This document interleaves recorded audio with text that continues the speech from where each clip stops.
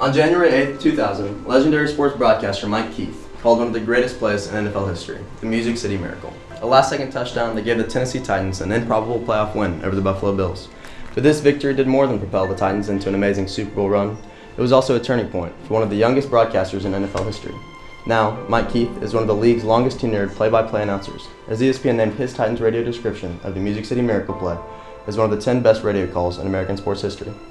Our media student investigators recently had the opportunity to visit Mr. Keith in Nissan Stadium, home to both the Tennessee Titans and a passionate man who for the past 2 decades has humbly carried the title, the voice of the Titans. Looking at young people as we have students from Christ Presbyterian Academy, better known as CPA, from their media class in here right now, and they are filming and they are learning how not to do it. Yeah, this is a crash course. As they watch us, they're going, I'm just glad they were here to see my best one. It was. I'm really it glad was Coach Mack's best one. I got interested in sports when I was 7 years old. I listened to a guy called the University of Tennessee. His name was John Ward. I would go to games and was just fascinated by everything that I saw.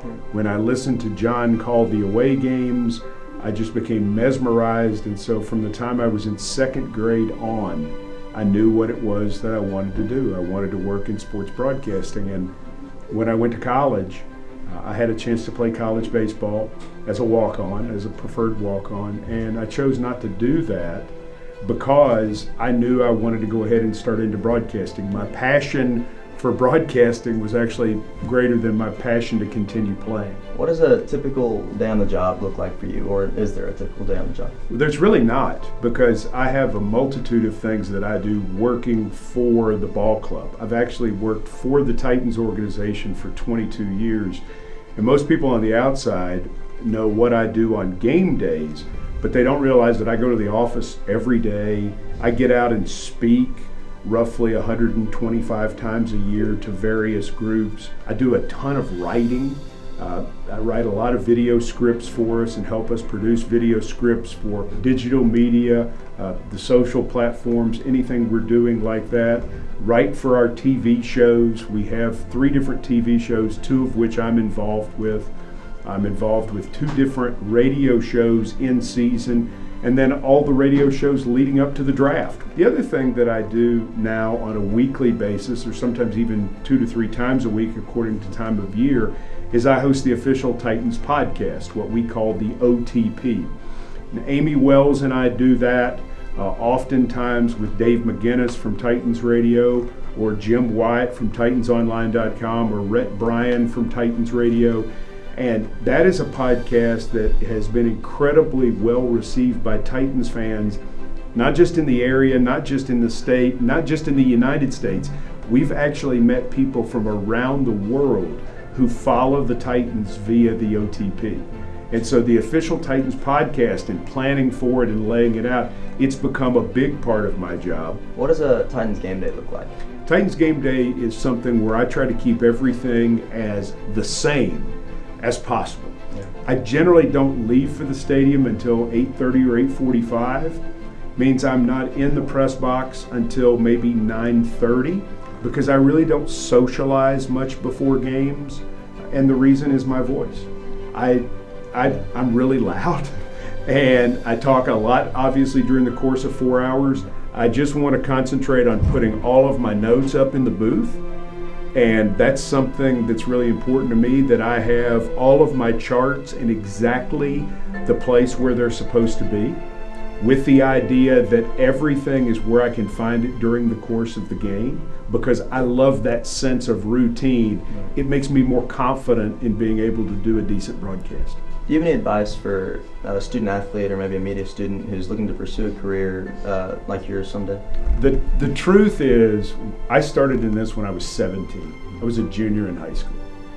By the time I was 19, I thought I knew everything, and by the time I was 21, I was the biggest expert in the world. I didn't want to listen to anybody. And as I've gone through this, what I've learned and what I've always advised people is, don't be like I was. Listen, be willing to do things, be willing to take criticism, be willing to take any job. And as I've grown, I mean, that was the real blessing that I've had, is that people gave me that advice. They said, we know you don't want to do this right now, but it will make you better. And it always did. The more things that you can do in this business, the better chance that you have. When I started in the 80s, you picked. You were in radio, you were in television, or you wrote for a newspaper. That's how it was. And there was this path, and this path. That's it. Now, if you're going to go into media, you're going to do all of it. The first thing you need to concentrate on is your writing. Every great person in media, whether it obviously be in some sort of print or digital or on camera or on the radio, the best people are the best writers.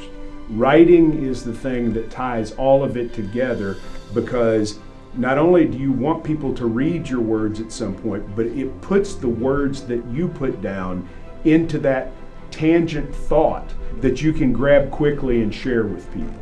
Because what you're doing in anything that you're in media-wise is you're telling a story.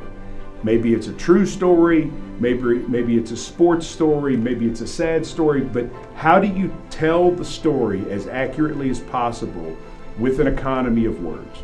How do you make people understand it in that way? The writing is the most important thing. Rep Bryant, thanks for joining us. Glad to do it. For Amy Wells and Dave McGinnis, Mike Keith says thanks for being with us, and thank you to our friends from the CPA media class for being here as well. Exciting to have them in the studio as you've been listening to the OTP. What an inspiring story.